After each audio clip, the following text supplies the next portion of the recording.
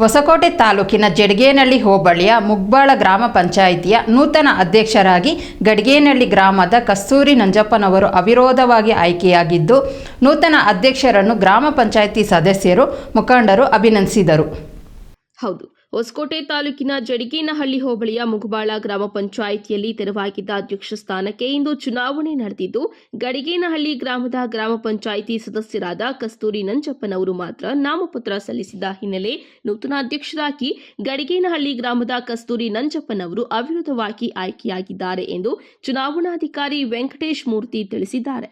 ಇನ್ನು ಇದೇ ಸಂದರ್ಭದಲ್ಲಿ ನೂತನ ಅಧ್ಯಕ್ಷರಾದ ಕಸ್ತೂರಿ ನಂಜಪ್ಪನವರು ಮಾತನಾಡಿ, ವೀರಭದ್ರ ಸ್ವಾಮಿಯ ಆಶೀರ್ವಾದದ ಹಾಗೂ 21 ಸದಸ್ಯರ ಬಲದಿಂದ ಹಾಗೂ ಶಾಸಕರಾದ ಶರತ್ ಬಚ್ಚೇಗೌಡರ ಸಹಕಾರದಿಂದ ನಾವು ಅಧ್ಯಕ್ಷರಾಗಿ ಆಯ್ಕೆಯಾಗಿದ್ದೇವೆ.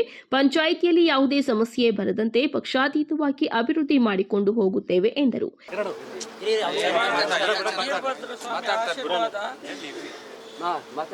ಗ್ರಾಮ ಪಂಚಾಯತ್ ಮೆಂಬರ್ಸ್ 21 ಜನರ ಆಶೀರ್ವಾದದಿಂದ ನಾವು ಮುಗ್ಬಾಳ ಗ್ರಾಮಕ್ಕೆ ಕಸ್ತೂರಿ ಆಗಿದ್ದಾರೆ.